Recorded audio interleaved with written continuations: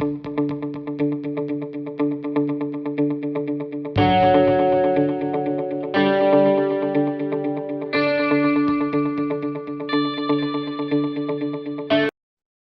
so I think it is that is an interesting question. And so in Alberta, I was talking about, and if I'll just go back to the slide here, talking about the tier program. And so the tier program sets up requirements for companies that are required to reduce their emissions.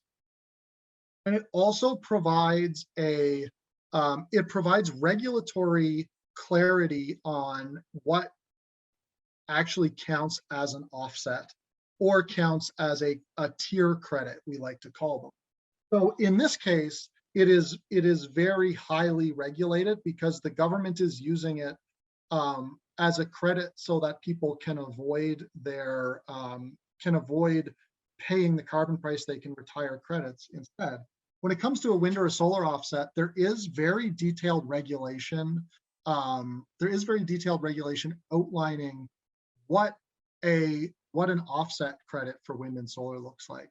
The tier regulation itself, when I talk about tier credits, those are also credits that have particular standing within the regulation because the government is using those for transactions on their own.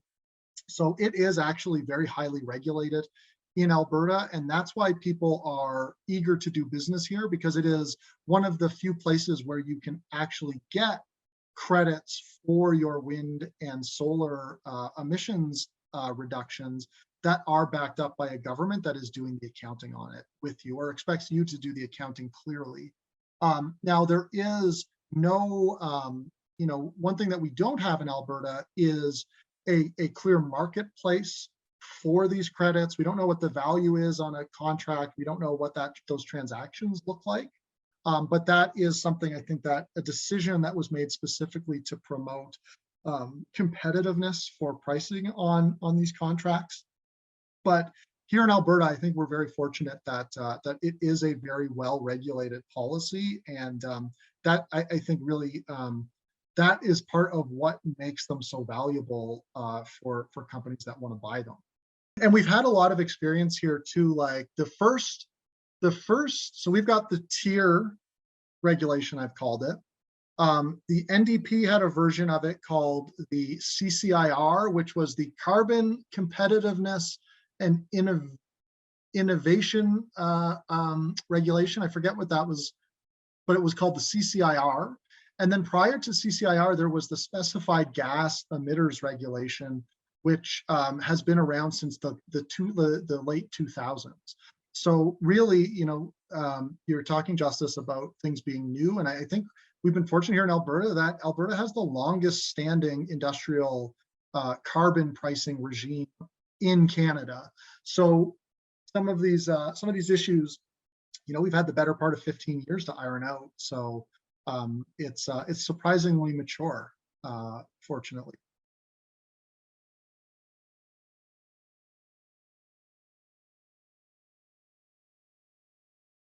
That is a good question, and I think that overall, overall the market-based approach is working here in Alberta.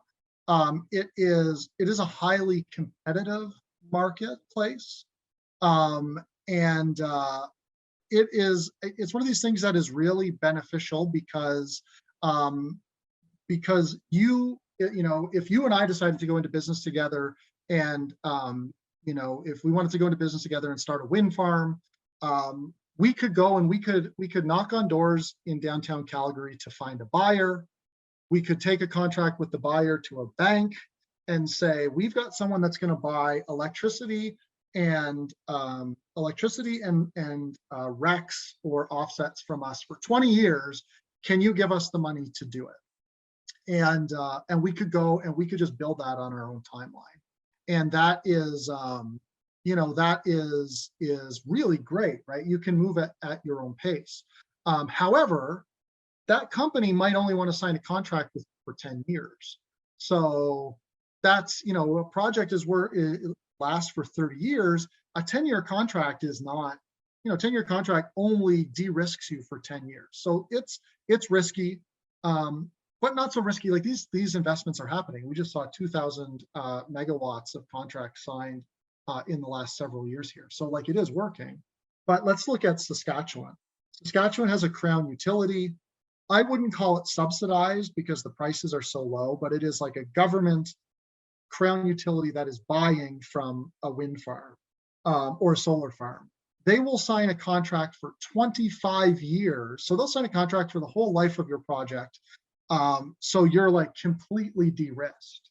But the challenge is, if the government or SAS Power decides that they're going to buy 100 megawatts of solar, or they're going to buy 200 megawatts of wind, and they're going to do it every 4 years or every 3 years, then you only have opportunities to add or make an investment every 3 years. But if you win that contract, you are being supremely de-risked, and you're going to be able to operate and make revenues and make profits throughout that whole life.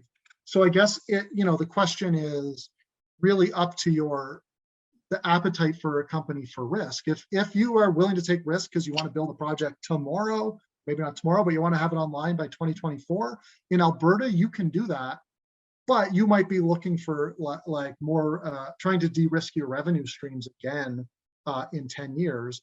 Whereas in Saskatchewan, where the government is driving it more, you're going to get a gold-plated contract that will last the life of your project. There's not as many of them. So I think it's less like what are the pros and cons, but it's like, what's the trade-off? Where do you want the risk? Do you want the risk in not being able to build something, but if you build it, it's got a long life with no risk? Or do you want to build something on your own timeline and be willing to stomach some risk for revenues on the back end of the project? So.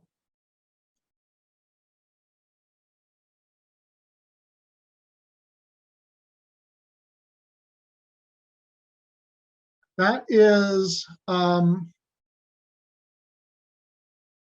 I think that's a good question. And the reason I'm thinking about it is just like all the different ways that you could think of what innovation does mean. I mean, I think the idea of even if we broadly change or have a broad scale of what innovation means, and like let's move it away from even technological innovation and let's move it on to innovation around corporate power purchase agreements. Governments in Alberta stepped out of the role of providing contracts for companies, and companies looked at this and said, oh, what we can do? Rather than selling to governments, we can sell to big companies like Amazon. So we can still have a contract that de-risks things, but we're just thinking of a new way of doing business. I would even argue that what we've been able to do here in Alberta as far as innovation goes is, I mentioned the Travers project earlier, which is a 400 megawatt solar project, biggest solar project in Canada. Up until Travers, the biggest solar project in Alberta, I think, was 100 megawatts. The biggest one before that was 2 or 3 megawatts. So I think even like deploying these things at such a scale and making them revenue hardy and being able to rethink like maybe solar is not something that is small, it's actually something that is really big and we can make these economies of scale work. I think that is that is the kind of innovation we're seeing. I think that the technological innovation is global because we're seeing bigger turbines. I saw, this is offshore, so it's different, but I was reading yesterday about a 15 megawatt offshore turbine. And we're talking in Alberta using 5 megawatts because it's on land and 15 megawatts is quite high. Solar panels, we're seeing the drop in costs. Storage, we're seeing lots of different creative ways to do storage, but that is something that is kind of a global technological evolution. But as far as Alberta goes with competition, we're seeing like innovation in how you get these projects done and how you make renewable energy affordable for people across the province. And you can just decide to do it that big. Again, talking about SAS Power, Sask Power, as contrast to Alberta, if they decide that they've got a 100 megawatt solar competition going on right now. So they've said, we want a 100 megawatt solar project. Well, that's all the people can build. It's 100 megawatts. That's what they're thinking of, because 100 megawatts is what Sask Power is comfortable with. You want to talk about Travers, or you want to talk about, there's a battery called the wind charger battery. Either of those, you had someone that just decided, we want to do a giant solar farm, or we want to put a battery at the bottom of this wind farm.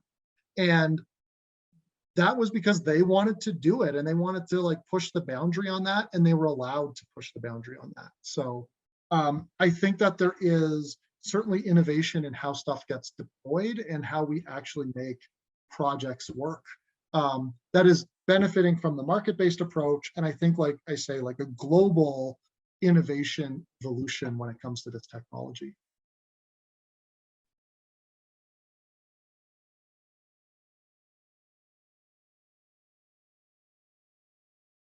The thing that excites me the most, I mean, not to take for granted like all of the great stuff that has been done, even the fact that like 2 years ago, this slide here, hold on 1 second here.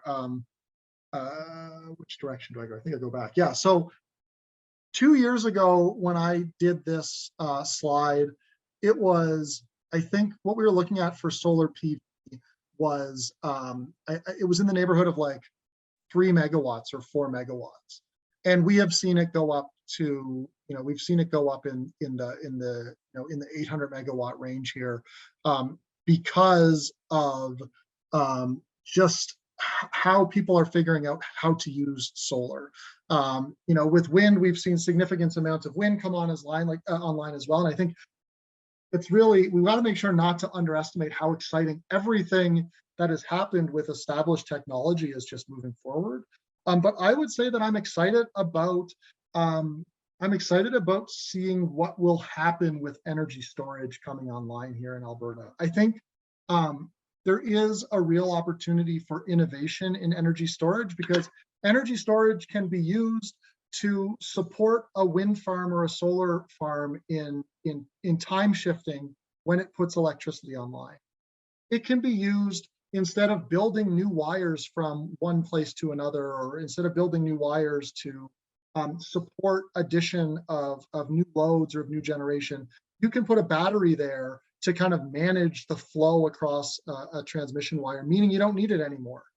You can even pop it on the back of a transport truck and move it to different parts of the province at different times of the year, to ensure that certain needs are met. You can use a battery. You could put it in a remote community. So remote communities have access to electricity that is appropriately timed for where they are. Battery storage can do so many different things. And Alberta, with its energy-only market, is really a great place, or Alberta with its deregulated market is really a great place for people with batteries to figure out what a battery can actually do and figure out what the widest range of its application is. So yeah, I think battery storage coming online, Alberta is the place that's going to be the most interesting there. And I think that part of the reason that we haven't seen it has nothing to do with cost. It has to do with policy. And the policy framework did not make it easy for energy storage to come online. And in the last round, the last sitting of the legislature, there was a new law that defined energy storage in legislation for the first time, so that it was more clear what it could and couldn't do, or how it could be put onto the grid. There were changes that the electric system operator made to the way that the way that you treat energy storage as it connects to the grid. These are all modernization pieces that, when you have this regulated market, you need to make sure there's rules in place for technologies to work. Storage is now getting these rules in place, which will allow people to come in and figure out how to operate this new exciting technology within the rules of the playing field here in Alberta.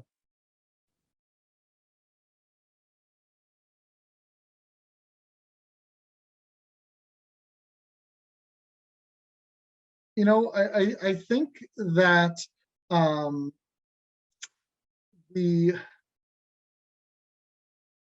the thing that we are looking at now is how do we evolve the rules of the system, and there is like a tier review going on. There is a review of the transmission regulation, and it's really about how do we ensure that we can actually get these projects deployed in the right place for the right costs to do so. And I think that really Alberta is a great place to figure that out, because we have this energy only market where there are rules that are in place that say, decarbonization.